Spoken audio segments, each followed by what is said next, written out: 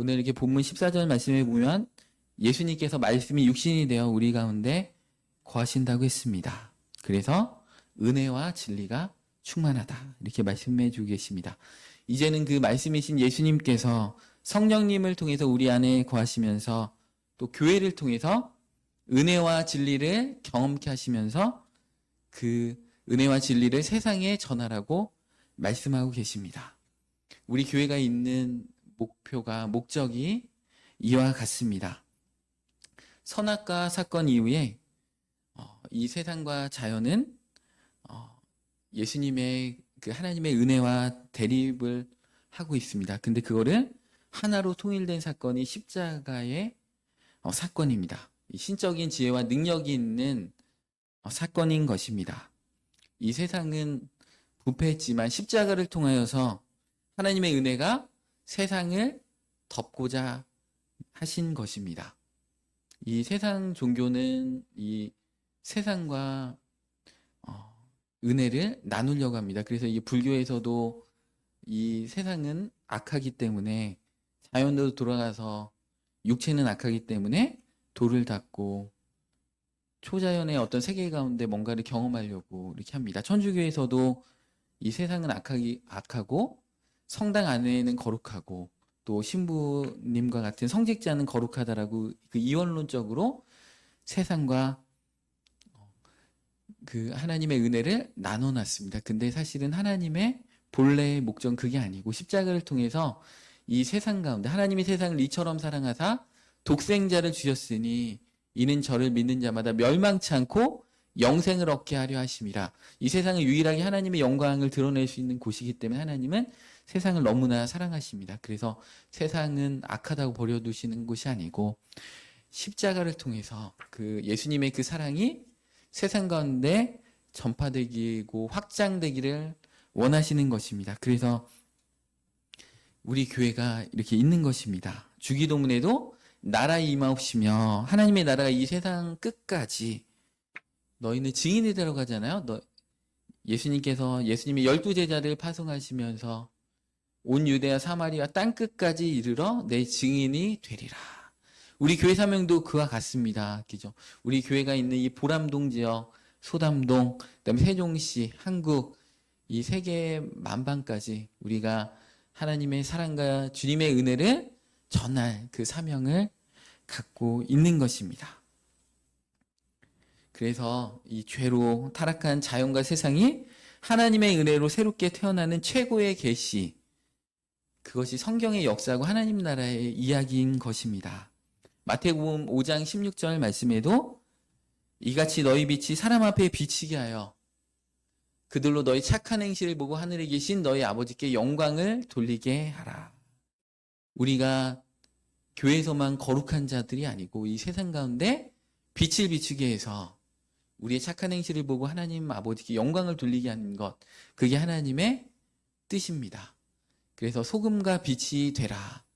이 소금은 우리의 말, 그다음에 빛은 우리의 행실을 상징하는 것입니다. 이 어두워진 이 세상 가운데 빛으로 우리가 나타나고 부패한 세상 가운데 소금을 치면서 정결케 하는 역할들을 하나님께서는 우리에게 원하십니다.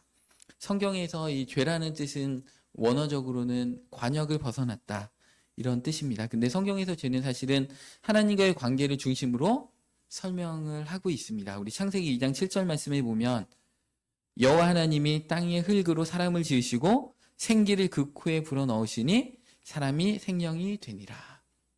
우리의 육체를 흙으로 빚으셔서 사람을 만드시고 그 코에 생기를 부으셔서 생명, 살아있는 영이 이렇게 되었다는 것입니다. 이 생명이라는 말은 살아있는 영이라는 뜻으로 영적인 감각을 가진 존재를 말합니다. 위로는 하나님을 섬기고 아래로는 하나님께서 맡기신 자연을 다스리는 존재를 가리킵니다.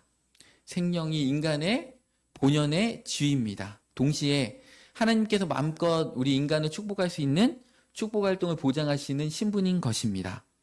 그런데 이 선악을 알게 하는 나무를 먹음으로 사람이 범죄함으로 죄를 통해서 우리가 본연의 위치에서 이탈하게 되었습니다.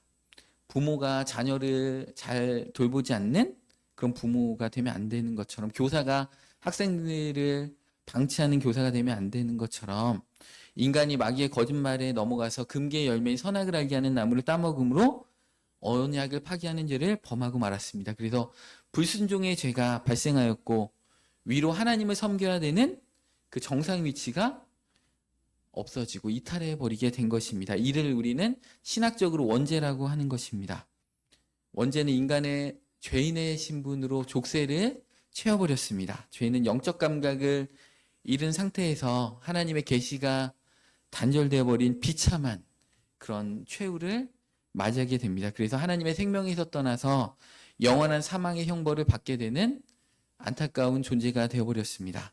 에베소서 4장 18절에서 19절 말씀에도 그들의 총명이 어두워지고 그들 가운데 있는 무지함과 그들의 마음이 굳어짐으로 말미암아 하나님의 생명에서 떠나 있도다. 그들이 감각 없는 자가 되어 자신을 방탕에 방임하여 모든 더러운 것을 욕심으로 행하되.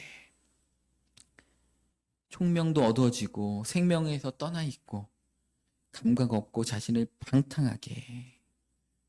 허랑방탕이라는 말도 있잖아요. 언행이 실답지 못하고 주색잡기에 빠져있는 상태가 허랑방탕이라고 하죠. 이 방탕이라는 것은 최선을 다해서 우리의 인간의 삶을 살아도 하나님 앞에 섰을 때 무효라는 것입니다. 소비적인, 낭비적인 인생을 살게 된다는 것입니다. 방탕한다는 것입니다. 그래서 에베소서 5장 18절 말씀에도 술 취하지 말라 이는 방탕한 것이니 오직 성령으로 충만함을 받으라. 이 술 취해 있는 이 시간 가운데는, 술 취해 있는 그 시간 동안은 방탕한 시간인 것입니다. 그래서 소비하는 의미 없는 시간이 되는 것입니다. 그래서 술 취해 있는 시간 동안의 시간은 낭비하는 시간, 하나님 앞에 기억되지 않는 시간이 되는 것입니다. 술 취한 상태에서 이렇게 약속을 막 남발하시는 분들 계시잖아요. 뭐를 해줄게. 그분의 말을 우리가 믿을 수 없잖아요. 하나님도 마찬가지십니다. 술 취한 상태에서 갖고 있는 그 시간들은 하나님이 기억지 아니하시는 시간입니다. 하나님 앞에서 의로운 삶으로 사는 모든 시간들은 의미가 있는 시간입니다. 하나님의 안에 있어야지 생명으로 축적되고 축복으로 축적되는 시간인 것입니다. 우리 다니엘서 12장 3절에도 지혜 있는 자는 궁창의 빛과 같이 빛날 것이요 많은 사람을 옳은 대로 돌아오게 한 자는 별과 같이 영원토록 빛나리라.